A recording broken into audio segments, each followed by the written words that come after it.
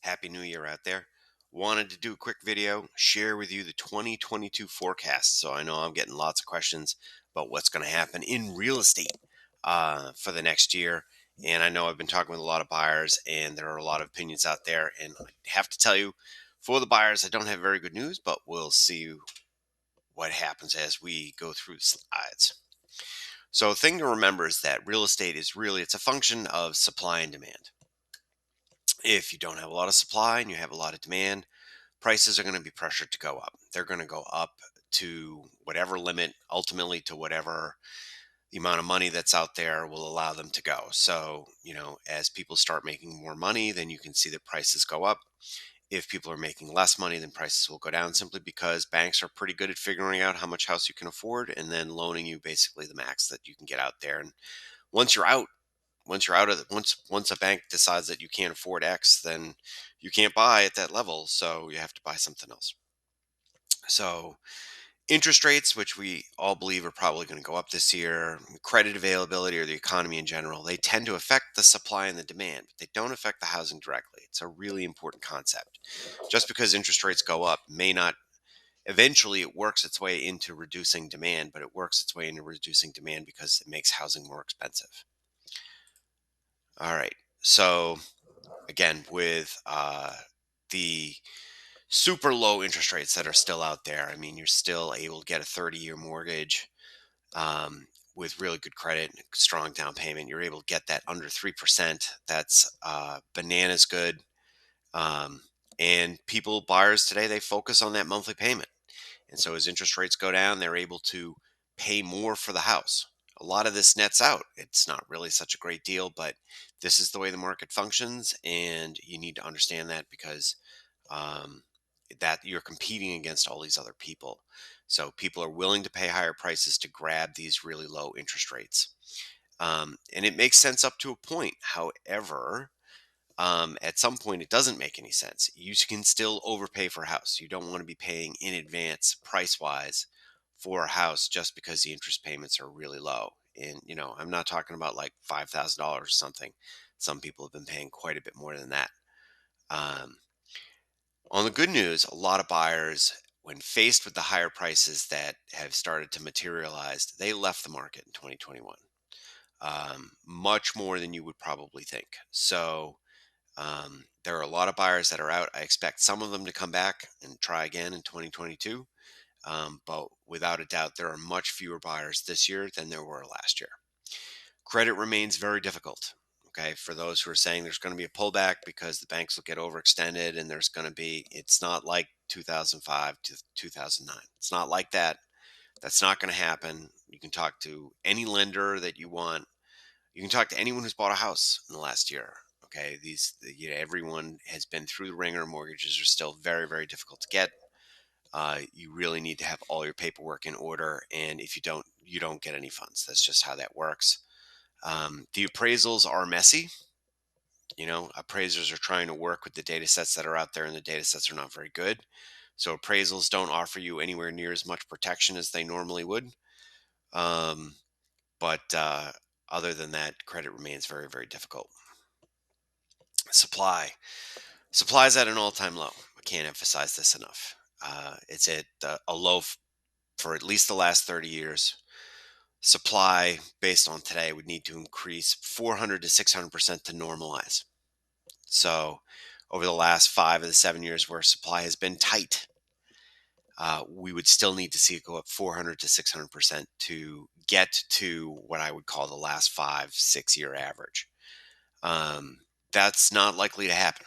So there isn't going to be enough building. There's not going to be enough of recession or enough foreclosures or any type of credit crackdown because credit is already tight. So there really doesn't seem to be any path for supply to come on the market. Will it be better than last year? Well, probably. It will probably go up a little bit. But at the end of the day, what we really need is we need the amount of buyers to go down because supply is unlikely to increase in any significant way. So, what does that mean? That means that prices are going to remain at elevated levels. There's not going to be any pullback because there's going to be enough people out there who are willing to pay top dollar to keep prices there for the few houses that are available currently. Sharp downtown in prices. I know a lot of you are like, well, I'm going to wait until that downturn comes because you remember the last one where there was a 20 to 25% pullback all across the state. It's not going to happen, folks. There's just something significant would have to happen. And it's very difficult to conceive of what it is that might be. Interest rates are going to go up. The Fed is clearly not going to do that fast enough to crash the housing market. I mean, they would need to go up 50% to really sort of make a dent. Do I expect inventory to be in a better place by this time next year? Yes. Do I expect it to be where I would really like it to see a nice fluid housing market where there was little pressure to, or normal pressure to sort of bid out for the best houses? I'm not sure we'll get there. It's going to be a long slog. So I think it's also very unclear that neighborhood housing, which has been the tightest, most difficult to find housing, if that's going to start to show up as a supply. It may not. A lot of folks in neighborhood houses are staying put, and I'm not really sure that that's going to change. Investors really should be careful about assuming rental increases or supply constraints. So I'm out there looking at multifamily housing.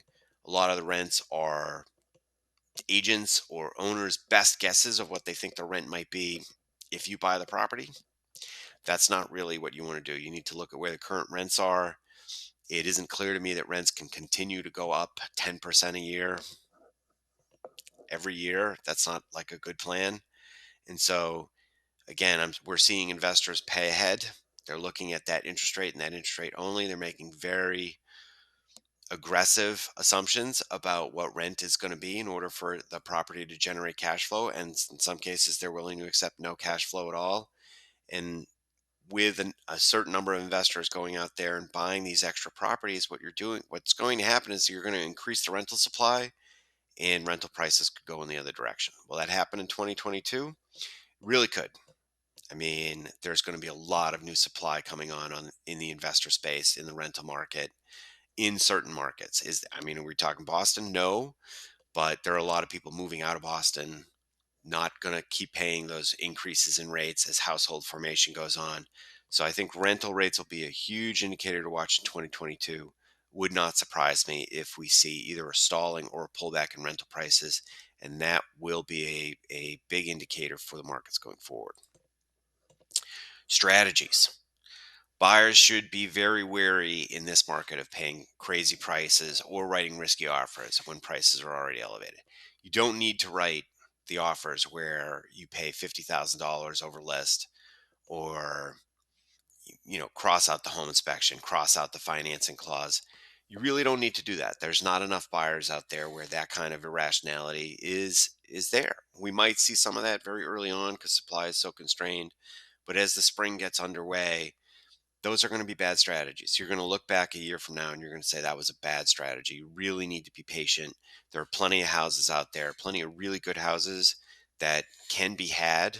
There are going to be more sellers that overbid, that reach too high with that listing price, and they're going to sit around. We started to see that in the fall. So the market is near a pricing top, and some sellers are going to overshoot it, and those are going to be some of the best deals out there. But you've got to be smart about it. You got to know what everything's worth. So definitely know your market, right? Like I'm talking about the market in general, but that doesn't help if you're looking for a condo in Westboro. Okay, a condo market in Westboro is different than the condo market in Grafton or Millbury or Acton or Northbridge. So those markets move around a lot. The over 55 market is a completely different subset of a market. It really hasn't appreciated the way some of the other markets have. So you really need to know what market you're going to and what market you're coming from. And the best place to find that out is right here. So feel free to reach out, because if you try to just go through the news clippings and figure out what the market's doing, or worse, look at the online listings, you're going to have a very hard time. There's just not enough information out there for people to figure out what's really going on. You have to go back and look at historical data to see the kind of behavior that buyers are doing out there. Sellers, make sure you've got a place to go. It's that simple, because if your plan is that you're going to sell your house and then find something, then you're going to be in a very bad spot. I mean, there's just not enough inventory out there to guarantee that everybody who sells is going to be able to find a place. So sometimes you might be going into a softer market, but even those are competitive. You got to find ways to tie up houses before your house is going to sell. If you're worried about your house selling, don't. It will sell. Will you get what you want for it? Everybody wants more than what they can get. I mean, that's usually how sellers are. They want more. So, can you get more than what the market is willing to bear? No. Can you sell your house? Yes. Just about any house can sell. Busy streets, sell. Needs a lot of work, sell. Failed septic system, sell. It like doesn't matter. Okay, your house can sell, and you can get a really, really good price, top dollar price. Buyers are just doing whatever. But even there, every house has sort of a limit with where you could go. So you don't really have to worry about selling. Doesn't mean you shouldn't prepare for it, but it probably means that you shouldn't like freak out about it. So one last strategy for sellers: be very wary about selling at peak time. I know a lot of sellers like to wait until they feel like it's peak time, but this year peak time could actually be when a lot of other people are selling, and that may actually hurt you. So there's not going to be enough buyers willing to pay top prices for all the sellers this spring, probably to really generate those crazy bids. There'll be this little wave, and then it's going to start to thin out. And so you want to see if you can try and game that, try and do stuff a little bit earlier, I would think, or even think about going later in the year.